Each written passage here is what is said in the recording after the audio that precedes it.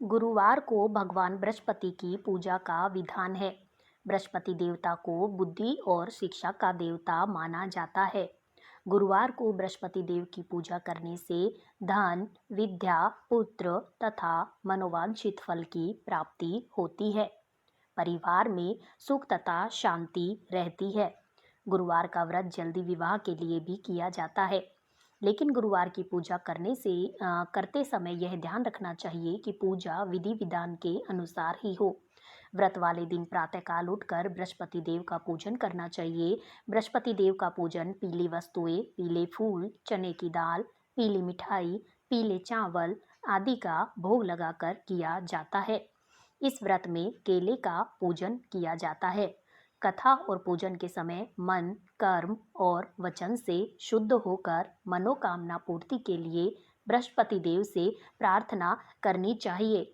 दिन में एक समय ही भोजन करें। भोजन चने की दाल आदि का करें। नमक ना खाएं।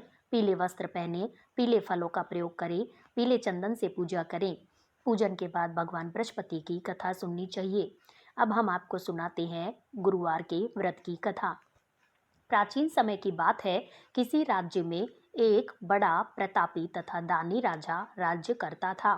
वह प्रत्येक गुरुवार को व्रत रखता और भूखे और गरीबों को दान देकर पुण्य प्राप्त करता था।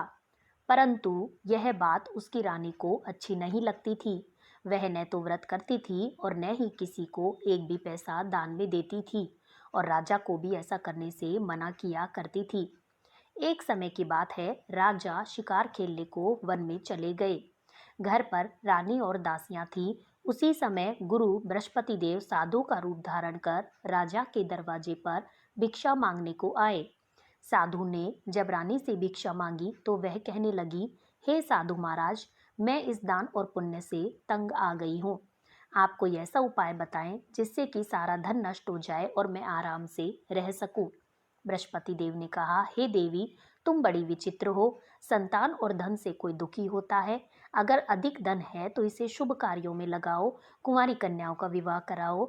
विद्यालय और बाग बगीचे का निर्माण कराओ, जिससे तुम्हारे दोनों लोग सुधरें। परंतु साधु की इन बातों से रानी को खुशी नहीं हुई। उसने कहा, मुझे ऐसे धन की आवश्यकता नहीं जिसे मैं दान दूं और जिसे संभालने में मेरा सारा समय नष्ट हो जाए। तब साधु ने कहा, यदि तुम्हारी ऐसी इच्छा है तो मैं जैसा तुम्हें बताता हूँ वैसा ही करना।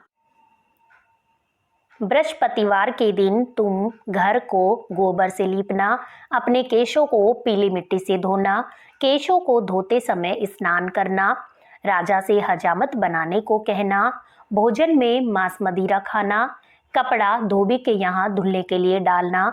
इस प्रकार 7 बृहस्पतिवार करने से तुम्हारा समस्त धन नष्ट हो जाएगा। इतना कहकर साधु रूपी बृहस्पति देव अंतर्धान हो गए। साधु के कहे अनुसार करते हुए रानी को केवल 3 बृहस्पतिवार ही बीते थे कि उसकी समस्त धन संपत्ति नष्ट हो गई। भोजन के लिए राजा का परिवार तरसने लगा। तब एक दिन राजा रानी से बोला, हे रानी, तुम यहीं रहो, मैं दूसरे देश को जाता हूँ, क्योंकि यहाँ पर सभी लोग मुझे जानते हैं, इसलिए मैं कोई छोटा कार्य नहीं कर सकता। ऐसा कहकर राजा परदेश चला गया। वहां वह जंगल से लकड़ी काट कर लाता और शहर में बेचता। इस तरह वह अपना जीवन व्यतीत करने लगा। इधर राजा के परदेश जाते ही रानी और दासी दुखी रहने लगी।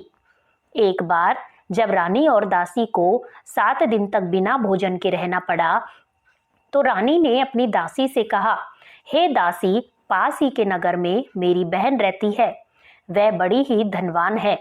तू उसके पास जा और कुछ ले आ, ताकि थोड़ा बहुत गुजर बसर हमारा हो जाए।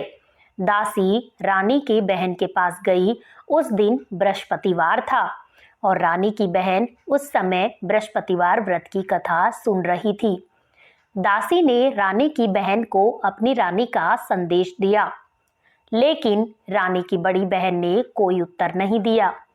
जब दासी को रानी की बहन से कोई उत्तर नहीं मिला तो वह बहुत दुखी हुई और उसे क्रोध भी आया। दासी ने वापस आकर रानी को सारी बात बता दी। सुनकर रानी ने अपने भाग्य को कोसा। उधर रानी की बहन ने सोचा कि मेरी बहन की दासी आई थी, परंतु मैं उससे नहीं बोली, इससे वह बहुत दुखी हुई होगी। कथा सुनकर और पूजन समाप्त करके वह अपनी बहन के घर आई और कहने लगी, हे बहन, मैं बृहस्पतिवार का व्रत कर रही थी। तुम्हारी दासी मेरे घर आई थी, परंतु जब तक कथा होती है तब तक न तो उठते हैं न ही बोलते हैं, इसलिए मैं नहीं बोली। कहो दासी क्यों आई थी? रानी बोली, बहन तुमसे मैं क्या छिपाऊं, हमारे घर में खाने तक को अनाज नहीं था। ऐसा कहते कहते रानी की आंखें भर आई। उसने दासी समेत पिछले 7 दिनों से भूखी रहने की बात अपनी बहन को विस्तार पूर्वक सुना दी। रानी की बहन बोली, देखो बहन, भगवान बृहस्पति देव सबकी मनोकामना को पूर्ण करते हैं। देखो शायद तुम्हारे घर में अनाज रखा हो। पहले तो रानी को विश्वास नहीं हुआ, पर बहन के आग्रह करने पर उसने दासी को अंदर भेजा तो उसे सचमुच अनाज से भरा एक घड़ा मिल गया। यह देखकर दासी को बड़ी हैरानी हुई। दासी रानी से कहने लगी, हे रानी, जब हमको भोजन नहीं मिलता तो हम व्रत ही तो करते हैं, इसलिए क्यों न इनसे व्रत और कथा की विधि पूछ ली जाए ताकि हम भी व्रत कर सके। तब रानी ने अपनी बहन से बृहस्पतिवार व्रत के बारे में पूछा। उसकी बहन ने बताया कि बृहस्पतिवार के व्रत में चने की दाल और मुनक्का से विष्णु भगवान का केले की जड़ में पूजा करें तथा दीपक जलाएं, व्रत कथा सुने और पीला भोजन ही करें। इससे बृहस्पति देव प्रसन्न होते हैं। व्रत और पूजन विधि बतलाकर रानी की बहन अपने घर को लौट गई। 7वें रोज बाद जब गुरुवार आया तो रानी और दासी ने निश्चय अनुसार व्रत रखा। गुड़साल में जाकर चना और गुड़ बीन लाई और फिर उसकी दाल से केले की जड़ तथा विष्णु भगवान का पूजन किया।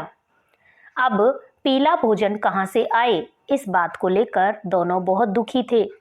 चूंकि उन्होंने व्रत रखा था, इसलिए गुरुदेव उन पर प्रसन्न थे।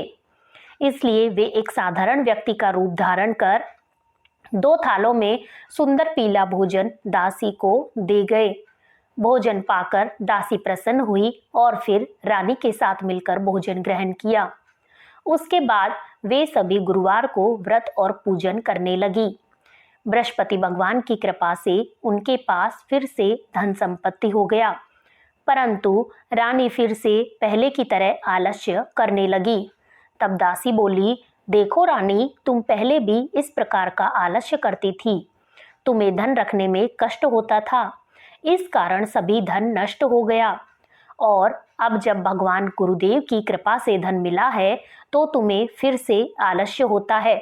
बड़ी मुसीबतों के बाद हमने यह धन पाया है, इसलिए हमें दान पुण्य करना चाहिए, भूखे मनुष्यों को भोजन कराना चाहिए और धन को शुभ कार्यों में खर्च करना चाहिए, जिससे तुम्हारे कुल का यश बढ़ेगा, स्वर्ग की प्राप्ति हो और पितर प्रसन्न होंगे। दासी की बात मानकर रानी अपना धन शुभ कार्यों में खर्च करने लगी, जिससे पूरे नगर में उसका यश फैलने लगा। गुरुवार को बृहस्पति भगवान का व्रत रखने से घर में हमेशा सुख संपत्ति की बहार रहती है। जय हो बृहस्पति महाराज की जय हो, विष्णु महाराज की जय हो, माता लक्ष्मी की जय हो, माता तुलसी की जय हो। जिस प्रकार से रानी को धन की प्राप्ति हुई और रानी की सभी मनोकामनाएं पूर्ण की, उसी प्रकार हे भगवान हम सभी की मनोकामनाओं को भी पूर्ण कीजिएगा। कथा कहने वाले, सुनने वाले, हुकार भरने वाले सभी की मनोकामनाओं को पूर्ण कीजिएगा। जय बृहस्पति देव की।